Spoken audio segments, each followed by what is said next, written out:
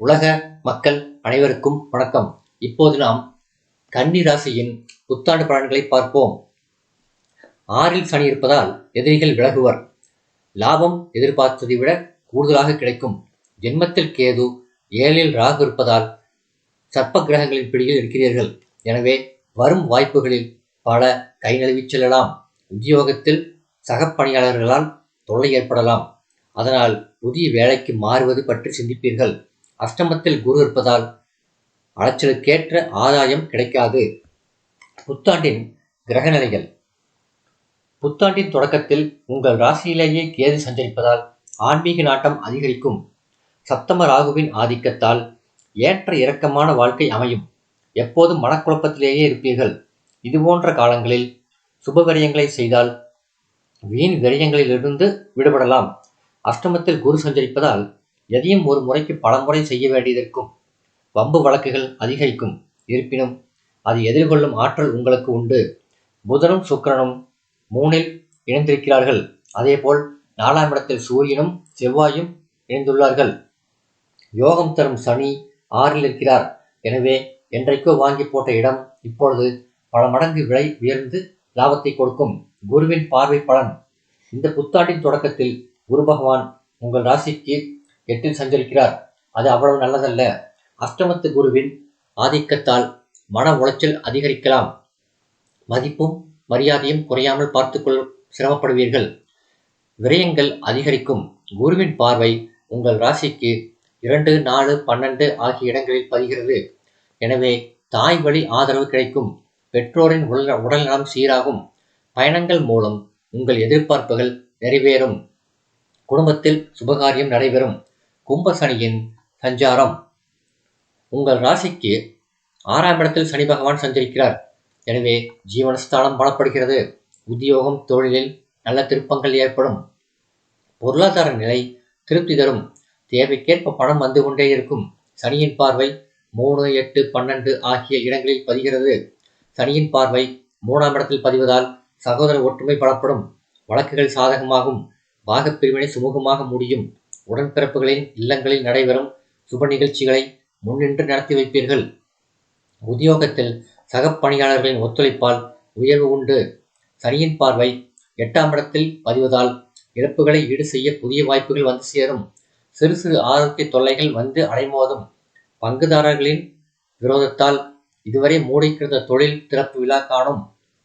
தொழில் ரீதியாக வாங்கிய கடன்களை செலுத்த விடிவு காலம் பிறக்கும். உத்தியோகத்தில் உள்ளவர்களுக்கு வெளிநாடு செல்லும் யோகம் வாய்க்கும். சனியின் பார்வை 12ஆம் இடத்தில் பதிவதால் திடீர் பயணங்கள் ஏற்படும். சொந்த வாகனம் வைத்துக் கொள்ளும் வாய்ப்பு உருவாகும். எதிர்பாராத வகையில் வீடு மாற்றம், இடமாற்றம் வரலாம். வாடகை வீட்டில் வசிப்பவர்கள் சொந்த வீட்டிற்கு குடிபோகும் வாய்ப்பு உண்டு. ரிஷப குருவின் சஞ்சாரம். 1/5/2024 அன்று கார்த்திகை நட்சத்திரம் 2ஆம் பாதத்தில் பயிற்சியாகும் குரு ரிஷபராசிக்கு செல்கிறார். அது உங்கள் ராசிக்கு 9ஆம் இடமாகிய பாகிஸ்தானமாகும். பொதுவாக 9ஆம் இடத்திற்கு குரு வந்தால் பொன் பொருள் குவியும் என்பார்கள். எனவே பொருளாதார நிலை உயரும். புதிய திருப்பங்கள் ஏற்படும். 9ஆம் இடத்தில் இருந்து கொண்டு 1, 3, 5 ஆகிய இடங்களை பார்க்கிறார். குரு பகவான் பார்க்கும் பார்வைக்கு அதிக பலன் கிடைக்கிறது. குருவின் பார்வை உங்கள் ராசியில் பதிவதால் உடல் நலம் சீராகி உற்சாகத்துடன் பணிபுரிவீர்கள். வியாபாரம் வெற்றி நடை போடும். மற்றவர்களை சார்ந்து வாழ்ந்தவர்கள் இனி தனித்து இயங்க முற்படுவார்கள். காரிய வெற்றிக்கு நண்பர்கள் கைகொடுத்து உதவுவார்கள். உத்தியோகத்தில் உயர் அதிகாரிகள் உங்கள் கருத்துக்களை ஏற்று செயல்படுவர். குருவின் பார்வை 3ஆம் இடத்தில் பதிவதால் முன்னேற்ற எதிர்ப்புகள் பாதிப்புகள் அகலும். முக்கிய புள்ளிகளின் ஒத்துழைப்பு கிடைக்கும்.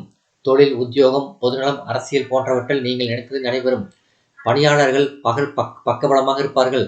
கடன் சுமை குறைய புதிய யுக்திகளை கையாளுவீர்கள். வழக்குகள் சாதகமாகும். உடன்பிறப்புகளின் இல்லங்களில் நடைபெறும் சுபகாரியங்களை முன்னின்று நடத்துவீர்கள். சொத்து பிரச்சனைகள் சுமூகமாக முடியும். குருவின் பார்வை பஞ்சமஸ்தானத்தில் பதிவதால் புனித யாத்திரைகளை மேற்கொள்வீர்கள்.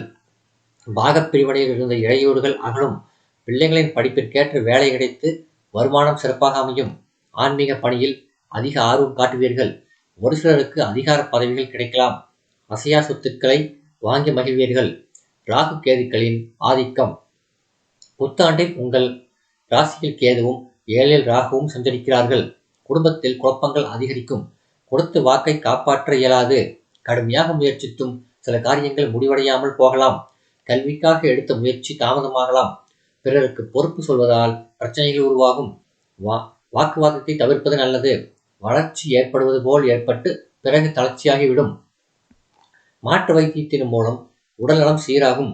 வெளிநாடு செல்லும் முயற்சி கடைசி கட்டத்தில் கூட கை நழுவிச் செல்லலாம்.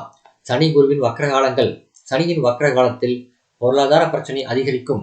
புனித பயணங்கள் மூலம் திருப்தி காண்பீர்கள். திடீரென உத்தியோக மாற்றம் உருவாகலாம். சொத்துக்களினால் ஆதாயம் கிடைக்கும். அதை கொண்டு தொழிலை விரிவு செய்வீர்கள். குருவின் வக்ர காலத்தில் சுபச்செலவு அதிகரிக்கும். நல்ல வாய்ப்புகள் இல்லம் தேடி வரும். கல்யாண முயற்சிகள் கைகூடும். கடமையை கண்ணும் கருத்துமாக செய்து புகழ் பெறுவீர்கள். பெண்கள், இந்த புத்தாண்டில் உங்களுக்கு சர்ப்பதோஷம் இருக்கிறது. எனவே யோகபலம் பெற்ற நாளில் சர்ப்ப கிரகங்களுக்குரிய வழிபாடுகளை தேர்ந்தெடுத்து வழிபடுங்கள். வாழ்வில் ஏற்றமும் இறக்கமும் உருவாகும். வரவு வந்த மறுநிமிடமே செலவாகும். சுபவிரயம் அதிகரிக்கும். கணவன் மனைவிக்குள் விட்டு கொடுத்து செல்வதன் மூலம் ஒற்றுமை பலப்படும். உத்தியோக முயற்சி வெற்றி பெறும். பிள்ளைகளின் எதிர்கால நலன் கருதி தீட்டிய திட்டங்கள் வெற்றி தரும். பணிபுரியும் இடத்தில் கேட்ட சலுகைகள் கிடைக்கும். இடமாற்றம் இனிமை தரும். பரிகாரம்: பூஜை அறையில் தினந்தோறும் அனுமன் சாலிசா படிப்பது நன்மை தரும். சனிக்கிழமைகளில் திருக்கோயிலொன்றில் மாலையில் நல்லெண்ணெய் தீபம் ஏற்றுவது சிறந்த பரிகாரமாகும். இந்த வீடியோ உங்களுக்கு பிடிச்சிருந்தா லைக் பண்ணுங்க, ஷேர் பண்ணுங்க, சப்ஸ்கிரைப் பண்ணுங்க. நன்றி.